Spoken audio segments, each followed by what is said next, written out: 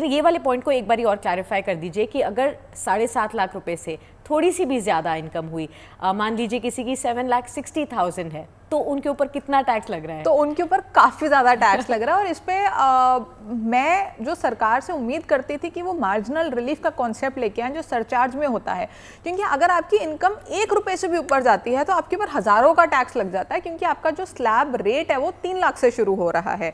तो बहुत ज़्यादा टैक्स लगता है, इनकम हल्की सी बढ़ रही है और टैक्स इतना सारा बढ़ रहा है, तो ये कहीं ना कहीं नुकसान है एसएससी को। तो इस केस में तो जो एम्प्लॉई है वो कहेगा मुझे ज़्यादा सैलरी दो ही मत, मैं कम सैलरी में ही खुश हूँ।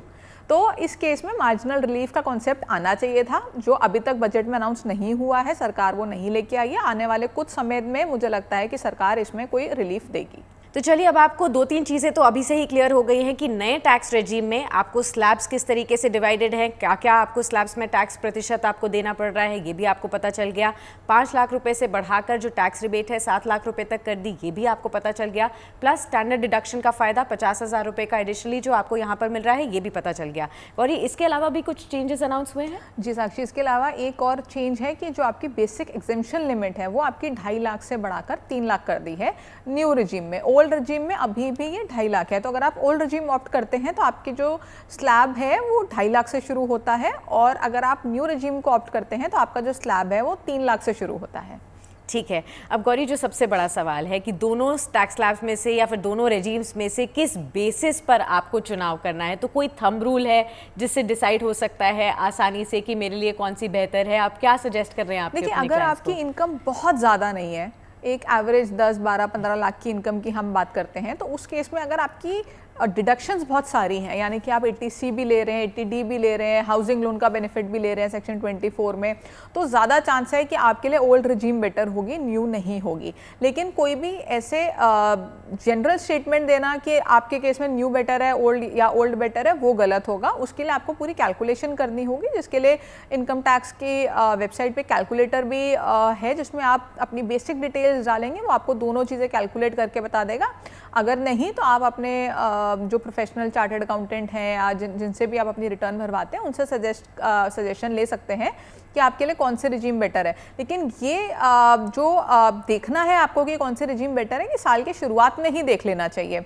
बाद में करेंगे तो नुकसान हो सकता है, क्योंकि आपका हो सकता है TDS ज़्यादा कट जाए, हो सकता है कि आपने इन्वेस्टमेंट्स करनी हो और वो साल की शुरुआत से शुरू करने का अब जो बेनिफिट है वो आप लूज़ कर दें।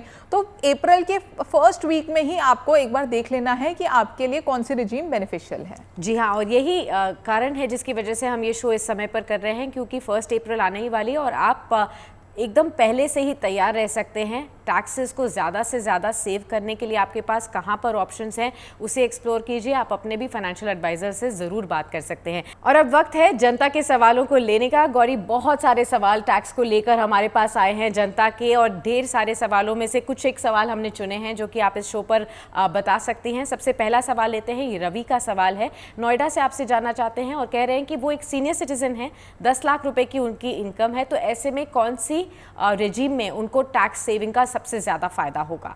देखिए, इस केस में डिपेंड करता है। अगर तो आपके पास कोई खास डिडक्शंस नहीं है तो डेफिनेटली आपके लिए न्यू रिजीम बेटर है। लेकिन अगर आपके पास डिडक्शंस हैं, काफ़ी अच्छे अमाउंट के डिडक्शंस हैं, तो आपके लिए ओल्ड रिजीम बेटर हो सकती है।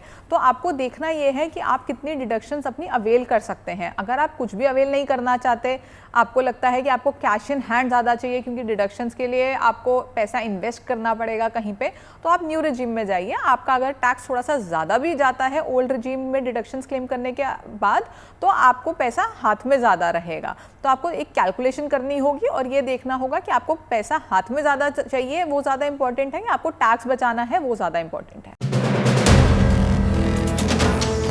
वीडियो पसंद आया तो हमें लाइक, कमेंट, शेयर और सब्सक्राइब जरूर करें।